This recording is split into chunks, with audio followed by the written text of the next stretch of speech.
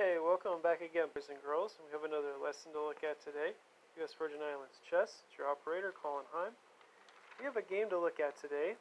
Yet another match, Hypermodern Defense, for the English Opening as a response.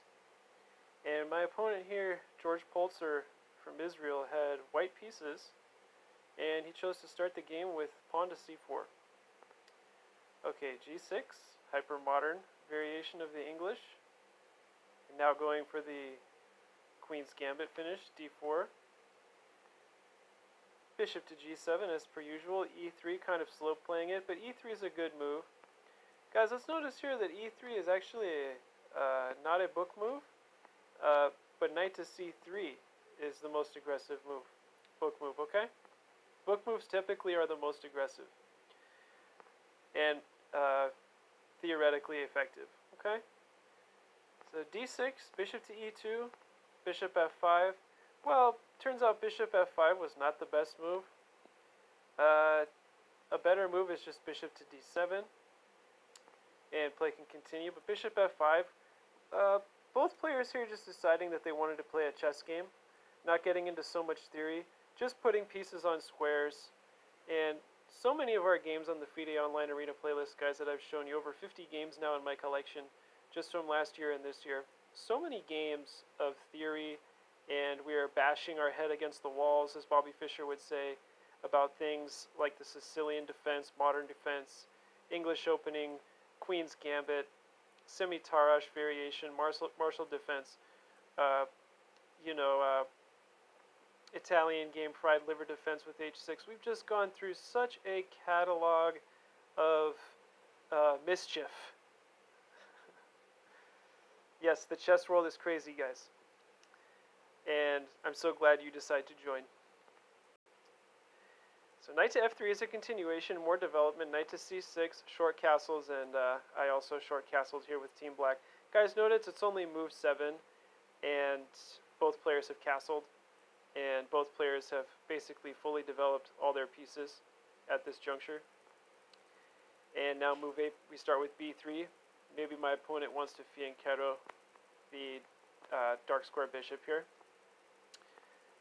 So rook to e8, getting the knight out on the rim to h4, just attacking the bishop. That's why I picked up my light square bishop and dropped back the black bishop to d7 square. Now bishop e2 as promised. g5 pawn push, attacking the knight. Knight drops back to f3 square where it started. h6, knight to d2, and now striking in the center. e5 was a little early. It was better to play a move like rook to c8 here in this position, and play can continue. But instead we just saw e5, which was a little premature. d5, and now, guys, can we find the best place for the knight to go? Maybe for my beginners, my intermediates level, can we find the best place for the knight? Well, the bright green square over here, the thickest one, is the best, right? That's knight d7. That's what was played in the game, guys. Congratulations if you found knight d7. And let's continue. So now my opponent gets that d2 knight involved, and capturing with the f6 knight. Captures. And f5. Okay, so these are all very premature moves played by myself. I was sort of testing the waters in this game. I wasn't really playing my normal chess. As you guys can see, I was kind of playing some, what you would call maybe sloppy moves, as my pieces aren't really in a good fashion. White's pieces are better here. There's a skewer here on the queen side. White looks much better. Has the queen side actually completely almost dominated. But let's see, because I have completely ignored, as black here, the queen side, and focused all on the king side, all-out attack. So let's see if it pays off here, guys. In this match, knight to g3 was played, and rook to f8 is a nice move, putting the rook back on the square that it got castled into. Knight h5 is correct. Knight h5 is a very threatening move now, threatening to capture my dark square bishop. Knight to g6, just getting a little more momentum and playing random moves. I don't usually play knight to g6 at all in this type of position, guys, but anyway, we see king captures on g7, okay. And bishop h5 now, more attack to the black horse there. King to h7, of course, unpinning the attack from the Larsen bishop, b2 bishop. So king h7 and rook to c1 was played by my opponent. Now queen to e7. So guys, these are all moves that I'm sure you're going, well, you know, Colin, you don't usually play these kinds of moves. I really don't play these kinds of moves, but I was trying to change things up just for short and get a better taste of maybe a different style. I've been playing the same chess and it's been getting me results, but it's kind of gets a little boring after a while. You want to switch up your play and try new things, even if it's not the most correct according to what you're most comfortable with in your attacks, with whichever side you decide to conduct, white or black. So here we see bishop into g6, check, fine. King recaptures, okay. So black has a light squared bishop and team white has a dark squared bishop. f3 played by my opponent, now rook to f7. King f2, and I thought to myself, okay, this game is won now because my opponent has just put his king across from my two rooks here, and perhaps he's in a lot of trouble, and I already have the game won. So shame on me for thinking that I already had the game won. Let's go, guys. This gets very interesting here in this middle game now. Let's get right to the middle game. b4 now. So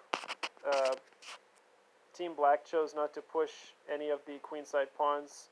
They're all backed up, and White now has initiative on the queenside.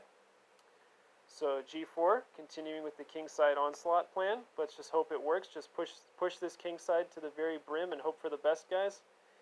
And now c5. Okay. So Black has a couple options in this position. He should not capture the c-pawn. He should just push h4, and that's what happened in the game.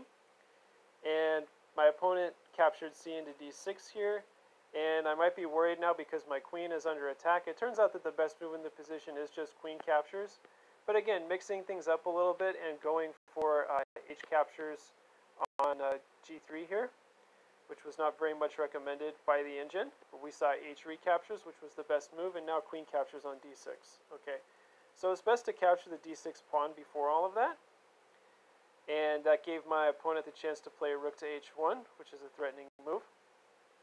But now e4, asking, okay, well, do you want to close the center? And my opponent does. He pushes the f4 pawn, and now we see that, yes, is a closed kingside. And this position looks very scary for both white and black. So black has double pawns on the, or excuse me, double rooks on the f-file. But there's no real point of having them because they're all behind a backed up pawn. We see that, right, guys? We see how, by the way, that was a really sneaky pawn grab, and that turned out to be not the best move in the position. Or it is the best move in the position. Okay, the computer says if you pick up the queen, you better take that b4 pawn. And let's continue. So all I was going off of, guys, is that there's a backward pawn on f5, and the two black rooks behind it aren't really that effective in doing much there.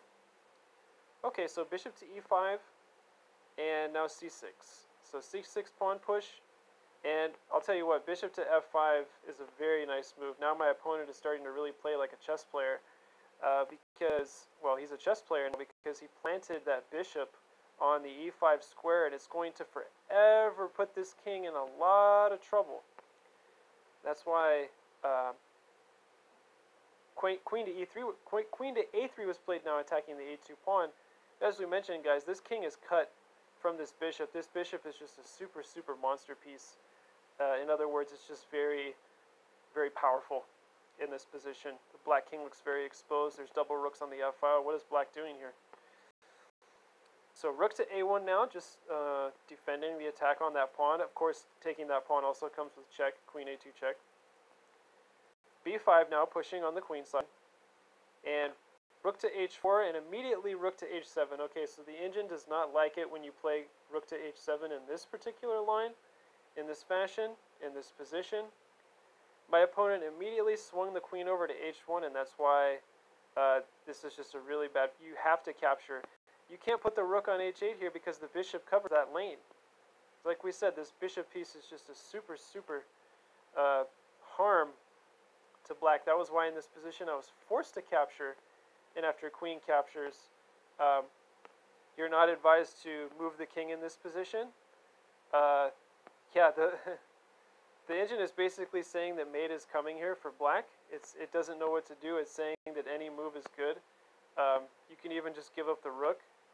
But anyways, play continued, king f7. And it turns out the obvious best move for white in this position was just queen f6 check, and king can go backwards. And that's going to be check and mate, guys. Queen e7 and the game is terminated. But instead my opponent missed this and played queen h7 check, which gave me an outlet. And now I can walk my king up the board across this diagonal. Queen g6 check. Well, the king is going to d5 now, and I'm outside of the attack. The bishop on d7 does an excellent job of covering this check square, and the king also defends that square. So now that my king is basically in safety, now rook d1 check, and look at where my king is going, guys. This is unbelievable. Rook to c1, and obviously just giving up the rook there, maybe not paying attention, sort of losing it. So my opponent did have a somewhat obvious checkmating pattern. It looked like it was a forced checkmate on the king side. Black should have been lost, but play continued. So I'm showing you guys queen to g7, queen check.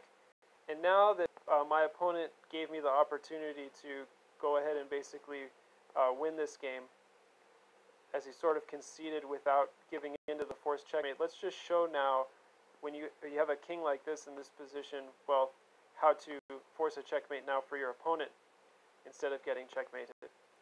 So queen to g1 check, and king is going over to c2 square. Queen f2 check again, king c1, queen e1 check, king c2, queen e2 check. Not repeating moves here, but just bringing up the king. And my opponent captured my bishop on d7, and that means that queen c2 check and mate, and the game is over. So I'm glad you guys were able to participate and make it. This was just about 12 minutes. And this was a real barn burner and a scary game. And although my opponent, again, had forced checkmate somewhere around here at queen h7 check, well, as I mentioned to you guys earlier, the bishop on e5 basically wins this game for white. And I got to hand it to my opponent. He really did play well. I mean, that was just an amazing bishop move. I didn't know really what else to play. Okay, so guys, in this position, I want to show you, I considered the move after, of course, queen a3. And, yeah, I was hoping for something like after rook h4. I was hoping for something like this and offering in exchange of queens. So now if you do this, well, then there's a check here. And sorry to tell you, but you're losing the rook, and you're losing the queen as well. So white is lost. That's why in that position now, offering an exchange of queens, now if white recaptures and accepts the exchange, well, then I think everything is probably going to work out. Maybe it could be like a draw or something.